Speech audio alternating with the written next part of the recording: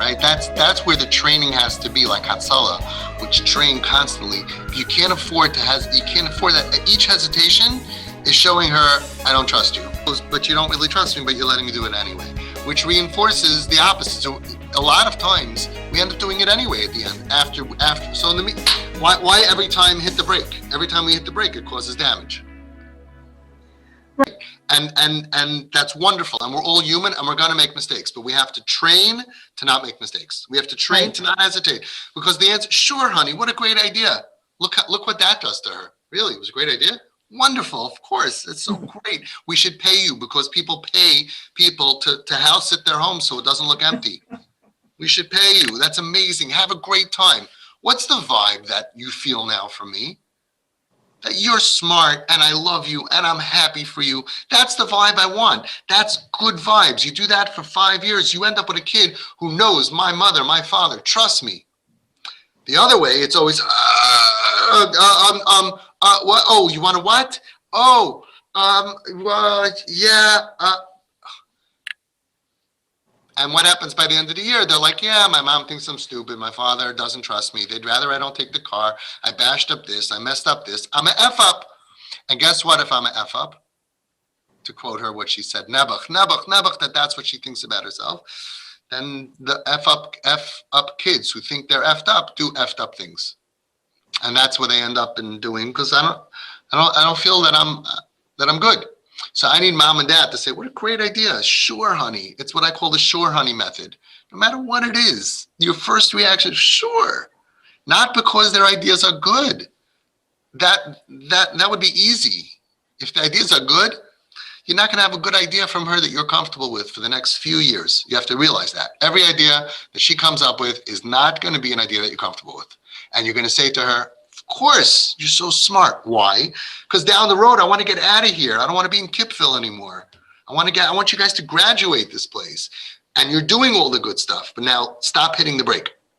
Stop hitting the brake. When you're on black ice and you hit the brake, it causes a spin.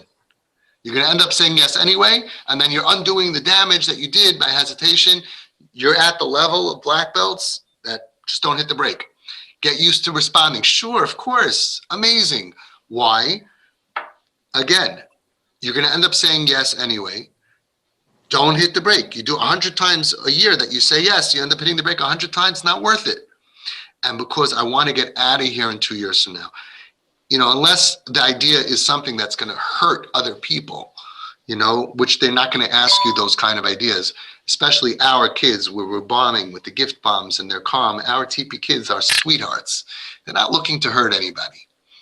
Now, at the same time, we have a problem. She's going to be home alone. We have an issue. We have a problem. We have to look for solutions to the problem. Number one is, I always say, make sure you call your insurance broker, because when you come back, there may be no house there. Because our kids have been known to start a fire, put some oil on a pan, and go out to smoke some weed, and come back 6 hours later and forget that things could happen. Call the insurance. Make sure you have insurance for the home. If you have any valuables, you might want to remove them. That's smart, because you don't know we trust her, but not her friend. But even if we don't trust her friend, maybe we do trust her friend, but not her friend's friend. And not her friend's friend, who they put open house party. We've had kids today who are from married with kids who back in the day threw an open house party in their parents' house with strangers, and stuff was broken and partying like a nightmare. We have a family that came home, their couches were outside on the front lawn. They went into the bedroom and their underwear was thrown out, was like all over, and the beds were used. Nightmare. Never. But we have to carry our kids past that. We know how to say, get out of the house. That's very easy. That's the other method. We know how to condemn and criticize and all that. But we want to carry those kids to becoming calm, happy, and making good decisions. How do you get a kid who's broken to make good decisions? Is fix the brokenness. Fixing the brokenness is by saying, what a great idea. Sure, fantastic. And then, yes, we have a kashrus problem. We ask the Rav. It's a serious question. We ask the rabbi. But I just want to point out again, this girl who you're so sure in a certain way that she's like ready to, right? she doesn't, you know how deep her trauma is if she doesn't know how to do kashrus? You know how I deep think her she trauma. does. Yeah. She like forgets and it's not, you know, you would trust your housekeeper from Mexico in your house, but you wouldn't trust your daughter because she's not going to have it in her mind, milchiks, fleishiks. That's just very damaged. Very damaged. She doesn't look it from the outside, but internally, if you don't think that she's going to keep milchiks and fleishiks, and that's a concern, then think about how damaged she is and how pressure and criticism is never going to be good for her. I don't believe in locking doors. I believe that the message of that is very clear, that Right. I'm in a dangerous neighborhood and this is not a free country. I think you should take things with you that are valuable. You should whatever you have valuable to. You should, if you have silver, take it to the silver store or to a neighbor and say that you're getting it polished. If you have jewelry, take it with you or put it in a lockbox. I'm all for taking precautions, but stifling her and making her feel untrusted and then letting her do it, that's like the worst of all worlds. It's not easy. You know, this is a horrible situation. It's so not normal to even have this conversation. Whoever thought that we would be having this conversation 10 years ago? But this is the reality. The reality is these are her friends, and her friends don't scare me. It's her friends posting something and other people coming. That's what scares me. It's scary. It's scary. I was just at a wedding last year of this boy who, about 7 or 8 years ago, when the parents came to me, he threw an open house party when the parents went away for Shabbos. And they live in a very frum neighborhood next door to a shul. There were girls, there were boys, there was very little clothing. There was a lot of bad stuff. When they came home, the lawn was littered with beer and bottles, and it was, the whole house smelled like, it's horrible. But I was at the wedding, you know, like last year, and he's frum and he's wonderful and he's such a nice, normal person. So it's not that I want kids to trash their parents' homes. It's that I want to get them better. And what gets them better is when we tell them, you're so smart, what a great idea. And then we have to take care of outside to make sure we have a kashrus problem, we ask a rav. We had a rav that told the family how to kasher the stuff. It's not that hard. We also had a rav that told the parents they bought a new set of silver from, I forgot which place, which has a lifetime. They could exchange it every time it gets strafed. They exchange it in Costco or whatever it was. You know, these things are not so expensive, but the oven could be kashered and the microwave is very easy to kasher. And if we feel that we have a problem, we could do that. There's somebody else that put a camera in the kitchen so they can look back and see if they have a treif problem. Without the kid knowing, they put in a camera, maybe. But the quicker that we bake into her this, that we trust you and that you're responsible and what you do is good and what your brain says and what your conclusions are wonderful and smart, the healthier she will be, and then the better type of friends that she will attract, and then the more that she'll be careful and feel responsible about her life.